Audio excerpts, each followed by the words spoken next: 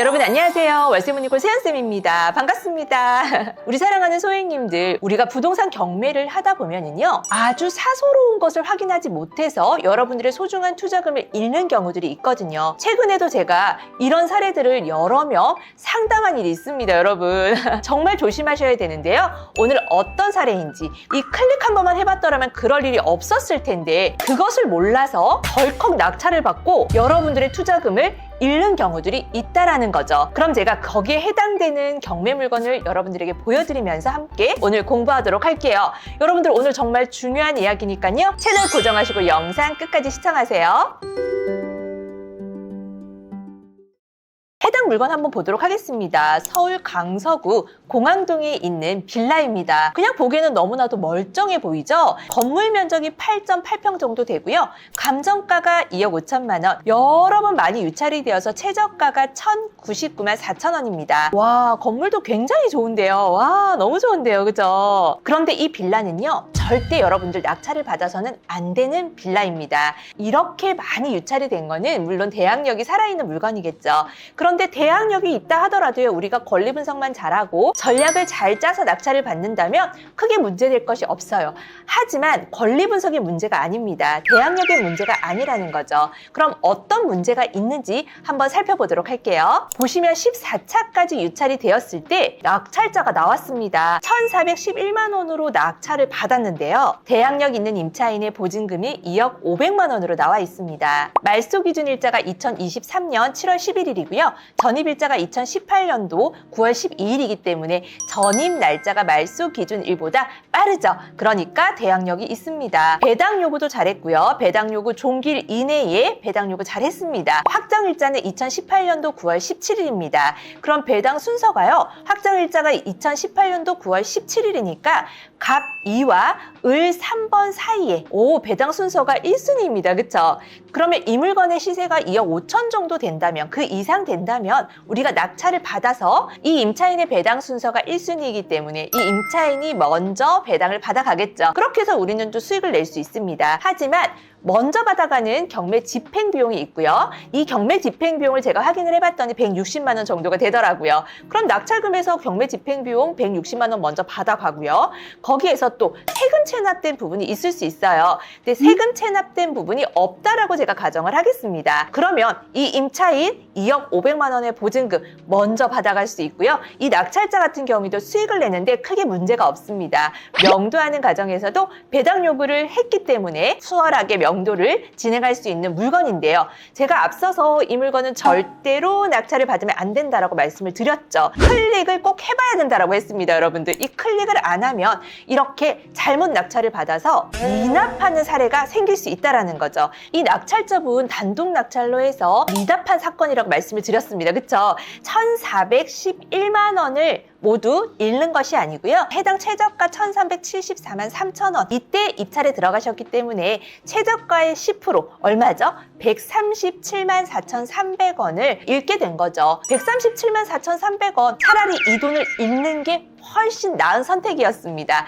바로 이 클릭해야 되는 게 어떤 거냐면 건축물 대장입니다. 보통 유료 경매 사이트를 이용하시는 분들은요, 참고 자료에 이렇게 건축물 대장이라는 서류가 함께 등재가 되어 있거든요. 건축물 대장을 한번 들어가 보도록 할게요. 이 건축물 대장에서는 그러면 어떤 것을 확인해야 되느냐? 위반 건축물인지 아닌지를 확인할 수가 있어요. 위반 건축물인 경우에는요, 이 건축물 대장 우측 상단에 노란 색깔로 위반 건축물이라고 명시가 되어 있거든요. 그런데 이 물건은 위반 건축물이 아니네요. 근데 위반 건축물로 등재되지 않았는데 왜 제가 절대 낙찰을 받으면 안 되는 물건이라고 말씀을 드렸을까요? 용도를 보셔야 합니다. 우리는 분명 다세대 주택, 빌라 물건을 봤는데요.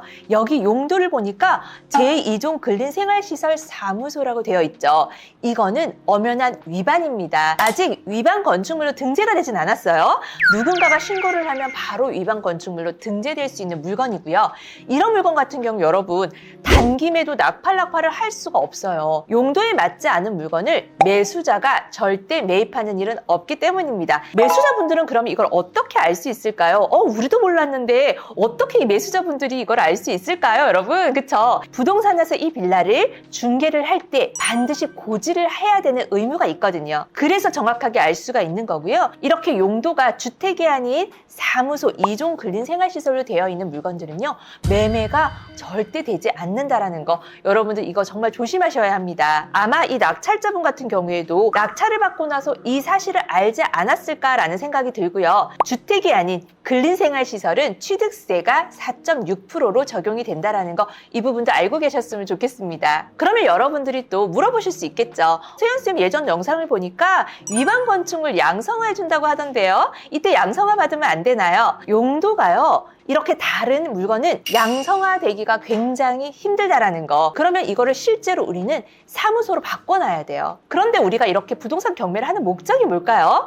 빠르게 수익하기 위해서죠. 또는 우리가 보유하고 있는 동안에 시세 상승을 통해서 또 미래 가치가 있는 물건들을 보유하면서 우리가 좀 더 빠르게 자산을 늘리기 위한 거지. 주택을 하나 보유하고 있자고 낙찰을 받았다라는 기쁨으로 그렇게 우리가 투자를 하지는 않는다라는 거죠. 그래서 이런 물건은 절대로 낙찰받으면 안 됩니다. 건축물 대장을 꼭 클릭하자입니다. 그러면 혹시라도 건축물 대장이 이렇게 옥션 사이트에 등재되지 않은 무료 사이트를 또 보시는 분들이 계십니다. 이런 분들 같은 경우에는 건축물 대장을 열람을 하실 수 있는 사이트가 있거든요. 정부24라고 하는 사이트가 있는데요. 거기에서 여러분들 인터넷으로 발급받는 경우에는 무료거든요. 꼭 열람 또는 발급을 받아서 확인하시기 바랄게요. 그러면 또 다른 케이스를 한번 살펴봐야겠죠. 이런 것들이 진짜 지뢰밭처럼 여러분들 곳곳에 숨어 있답니다. 해당 물건은요, 서울 성북구 석관동에 위치한 한 빌라입니다. 건물 면적이 11.5평이고요. 감정가 2억 3,970만 원, 유찰이 되어서 최저가는 1억 2,272만 6천 원까지 떨어진 물건인데요. 건물이 굉장히 깨끗하고 우리가 딱 좋아할 만한 그런 물건인데요. 4층이네요. 4층 위에 5층이 있어서 탑층은 또 아닌 것으로 확인이 됐고요. 주변 환경도 굉장히 깨끗하고 이 도보도 너무너무 깨끗하게 잘 되어 있네요. 와, 너무 탐나는데요. 해당 물건 제가 무엇을 클릭해야 된다고 했나요, 여러분? 건축물 대장을 클릭하셔야 합니다.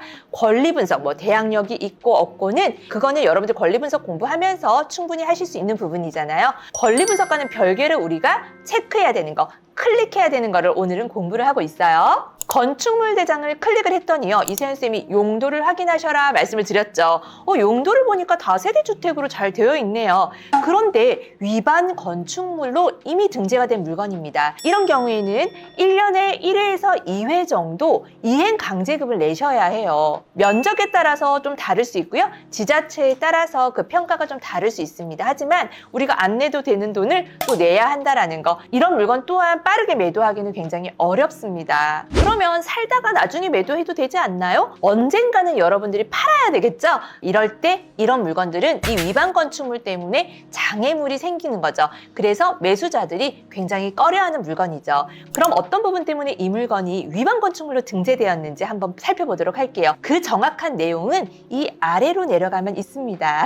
이 아래 보시면 변동 내용 및 원인이라고 나와 있죠. 주택가에서 위반 건축물로 걸렸네요. 2019년도 6월 13일 위반 건축물 표기가 되었다라고 명시가 되어 있죠. 내용은요, 9평방미터, 아이고 아주 넓지는 않은데 한 3평 정도, 3평이 채 되지 않습니다. 판넬 구조, 주거 용도, 무단 증축이라는 내용으로 위반 건축물로 등재가 되었습니다. 그러면 이런 물건들을 여러분들이 만약에 낙찰을 받았어요. 그랬을 때 위반 건축물 양성화에 적용이 된다면 요거는 양성화를 받을 수 있을 확률이 높을 것 같아요. 그래서 제가 또 지자체에다가 한번 확인을 해봤더니요, 아직 정확하고 구체적인 내용이 나오지는 않았다라고 답변을 받았거든요. 제 생각에는 2025년 작년이죠. 연말 정도에는 그 내용이 구체적으로 좀 발표가 되리라고 생각을 했는데 아직까지 나오지 않았고요. 올해 중순 정도 말씀을 하시더라고요. 위반 건축물 양성화되는 그 내용이 구체적으로 나오면 이세연쌤이 또 우리 사랑하는 소유님들께 영상으로 정확하게 알려드리도록 할게요. 그래서 요거는 좀 그런 부분이 명확하게 나왔을 때 그럴 때 좀 낙찰을 받으셔야 되지 않을까라는 생각이 생각이 듭니다. 그럼 여러분들이 실제로 현장에서 임장을 하시면서 이런 내용들을 눈으로 정확하게 확인을 해야 되거든요. 근데 이 물건은 사진상으로 나와 있죠.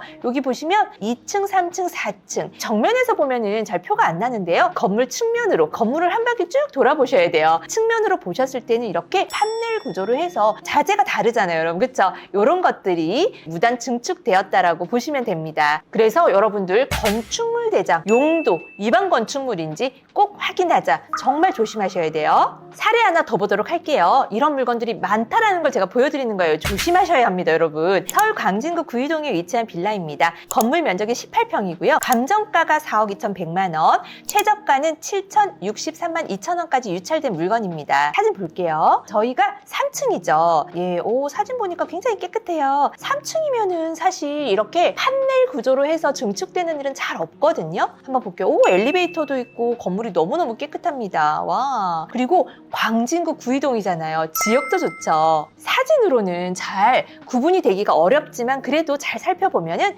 이렇게 자재가 다른 판넬 구조로 확장을 해놓은 사례입니다. 그럼 건축물 대장도 살펴봐야겠죠?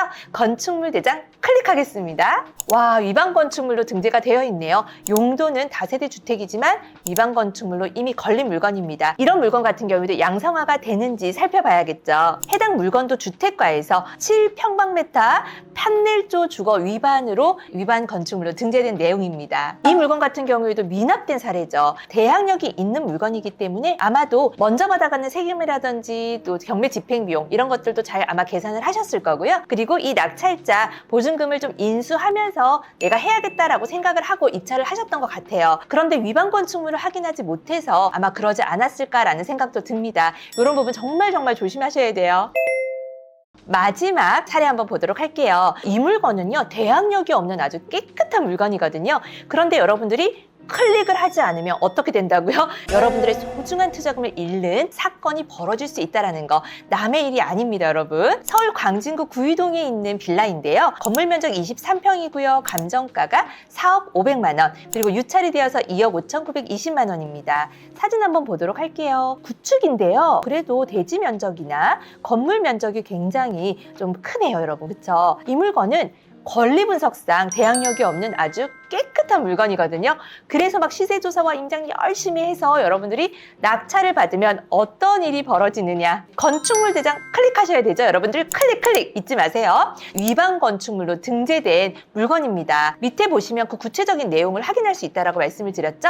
변동 내용 및 원인 확인해 보시면 많은 글귀들이 있는데 최종적으로 옥상에 75제곱미터 조리식 패널조 주거 용도 위반, 기존의 65제곱에서 추가 10제곱이 더 추가가 되어서 또 변경사항으로 해서 이렇게 올라왔습니다. 이 해당 물건이 만약 건축물 대장의 위반 건축물로 아직 등재되지는 않은 물건이라 하더라도 여러분들이 현장 가셔가지고 이렇게 지금 사진상에 이 부분인 것 같아요. 제시의 건물이나 제시의 면적들이 있는지 꼼꼼하게 잘 확인을 하고 입찰에 들어가셔야 된다는 거. 내가 위반 건축물이 아닌 것을 낙찰을 받았는데 위반사항이 있었던 거죠. 누군가가 신고를 하면 위반 건축물로 바로 등재가 된다는 겁니다. 이런 부분들 여러분들 너무 가볍게 무시하지 마시고 정확하게 확인하고 여러분들의 소중한 투자금 절대 잃지 않도록 당부 말씀드리도록 하겠습니다. 최근에 제가 이런 사례들을 상담을 했다라고 말씀을 드렸잖아요. 그래서 이렇게 좀 판넬조 구조로 증축되거나 면적을 좀 넓힌 이런 사례들은 조금 기다려서 양성화 조건에 또 부합할 수도 있잖아요. 그런 경우들은 조금 기다려 보는 것도 방법이라고 제가 좀 상담을 해드린 경우가 있는데 이런 사무소나 근린생활시설은 정말 저도 너무 어려운 것 같아요. 왜냐하면 매수자들이 이런 물건들을 너무너무 꺼려하고 지금은 예전 같지 않고요. 이 매수자분들도 굉장히 이 부동산에 대해서 많은 정보들을 알고 계세요. 그러다 보니까 예전같이 저희가 그냥 얼렁뚱땅 이렇게 팔 수 있는 그런 시절은 아니라는 거예요. 여러분들 우리가 더 매수자들보다 똑똑해야겠죠. 그래서 반드시 해야 될 것과 하지 말아야 될 것을 여러분들이 정확하게 구분하고 판단할 수 있도록 기본적인 경매 공부 꼭 하셔야 된다라고 이세연 쌤 오늘 정말 좀 여러분들한테 좀 강력하게 말씀드리고 싶습니다. 우리 사랑하는 소행님들 오늘 어떻게 우리 클릭하는 거 무엇을 클릭하죠? 빌라뿐만 아니라 다가구 건물도 건축물 대장을 꼭 클릭해보자, 위반 건축물 조심하자라는 내용을 함께 공부해봤습니다. 오늘도 이세연쌤과 함께 어떻게 한 걸음 성장하셨나요? 이렇게 하루에 하나씩만 공부하셔도요, 하루하루 이런 지식들이 쌓이면서 한 달 뒤, 두 달 뒤, 1년 뒤에는 멋진 경매인이 되실 거예요. 그럼 오늘도 용기 내고 도전하고 꾸준히 함께 하자고 힘차게 화이팅 외치고 마칠게요. 준비되셨나요? 하나, 둘, 셋, 화이팅! 안녕! 감사합니다.